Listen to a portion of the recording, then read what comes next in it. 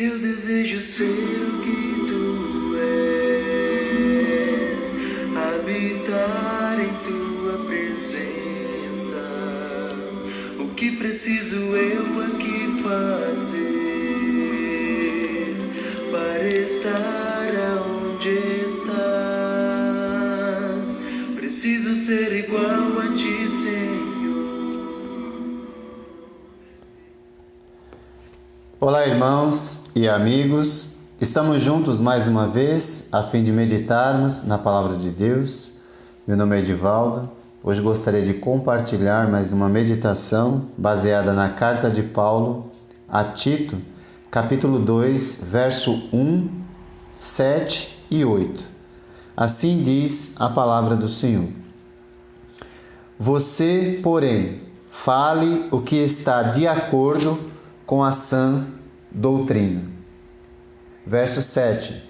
Em tudo, seja você mesmo um exemplo para eles, fazendo boas obras. Em seu ensino, mostre integridade e seriedade. Use linguagem sadia, contra a qual nada se possa dizer, para que aqueles que se opõem a você fiquem envergonhados por não poderem falar mal de nós. Qual a responsabilidade do discípulo diante de Deus, ou daquele que é o portador da palavra de Deus? Bom, logo no início do verso 1, o apóstolo Paulo, ele diz a Tito que será o portador da palavra de Deus, o discípulo que estará ensinando outras pessoas. E ele diz: fale o que está de acordo com a sã doutrina. Ou seja, Tito, ensine o que está escrito. Por quê? Porque tudo o que foi escrito, conforme a carta de Paulo aos Romanos, capítulo 15, verso 4, foi escrito no passado, foi escrito para nos ensinar. Falamos de acordo com a sã doutrina quando falamos o que foi escrito para nos ensinar. A palavra sã tem a ver com algo que seja útil e benéfico para o ouvinte.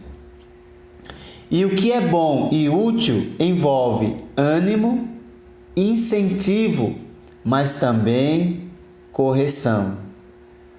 Às vezes nós ficamos felizes quando recebemos a sã doutrina que nos traz ânimo e incentivo, mas nos entristecemos quando a mesma sã doutrina nos traz uma palavra de correção.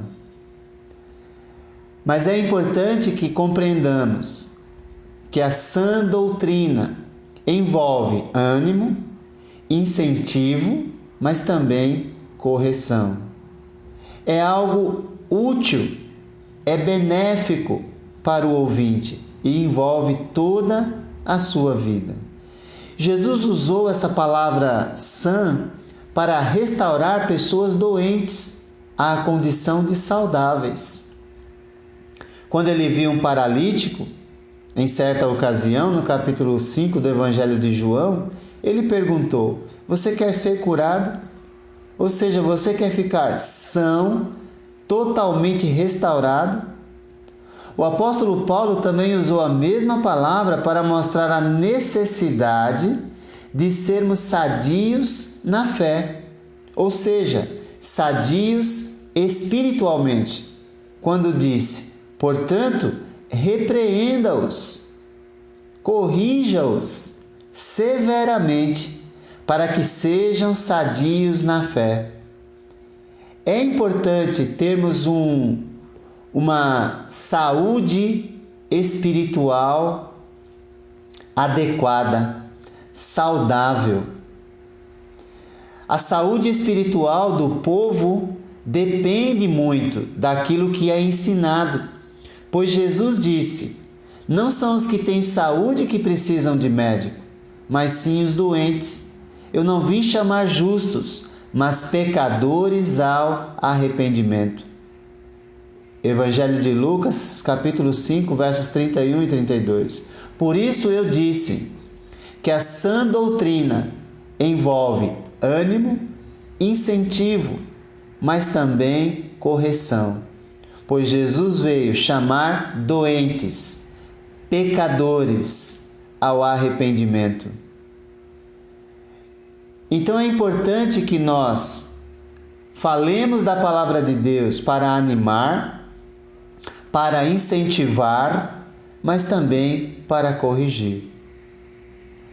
Ao mesmo tempo que ensinamos ou falamos de acordo com a sã doutrina, Paulo também nos desafia e traz uma outra responsabilidade, dizendo: seja um exemplo, um modelo, um padrão para os demais.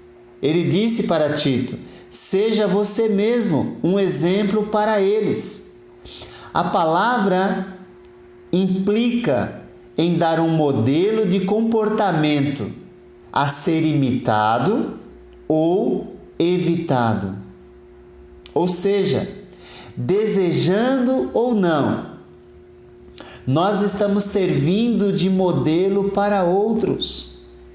Então pense em que tipo de modelo você está dando. Eu estou dando.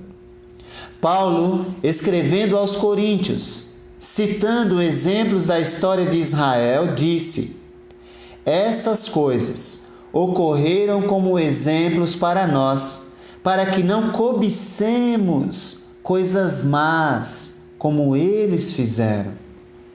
Por cobiçar coisas más, se afastaram de Deus. Que não imitemos esse exemplo. É a primeira carta de Paulo aos Coríntios, capítulo 10, verso 6. Escrevendo a Timóteo, Paulo disse: retenha com fé e amor em Cristo Jesus o modelo, o padrão, o exemplo da sã doutrina que você ouviu de mim. 2 Timóteo 1,13. Paulo recebeu por inspiração divina a palavra de Deus. Timóteo, no entanto, deveria transmitir com fidelidade o que ouviu, e deste modo serviria de exemplo, de padrão para os demais. Pedro, o apóstolo de Jesus, nos incentiva dizendo: para isso mesmo vocês foram chamados, pois também Cristo sofreu no lugar de vocês, para que sigam os seus passos. Nós estamos dando um modelo, um padrão para aqueles que nos rodeiam. Tomara a Deus que o nosso padrão, o nosso modelo, seja bom, para que as pessoas possam seguir Jesus, se aproximarem de Deus. O próprio Jesus disse: eu lhes dei o exemplo, o modelo, o padrão, para que vocês façam como lhes fiz. Diante de tudo isso, Paulo está insistindo com Tito que seja um exemplo a ser imitado e não evitado. Por isso ele vai dizer o que faz parte desse modelo a ser imitado.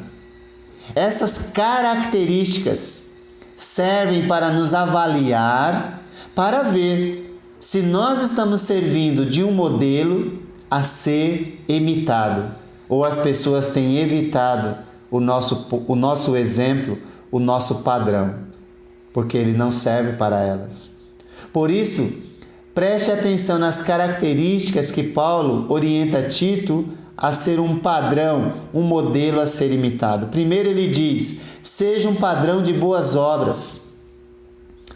Faça o bem às pessoas, como Jesus fez. Jesus andou por toda parte, fazendo o bem. Atos 10, 38. Mostre integridade no ensino. Tenha seriedade ao ensinar a palavra de Deus. Ou seja, viva de acordo com aquilo que você prega. Alguém íntegro é aquele que, pela lei de Deus, pratica o que é justo, reto e bom. E assim como Jesus pode dizer: façam como eu fiz, porque eu estou fazendo como Jesus fez. Tenha coragem.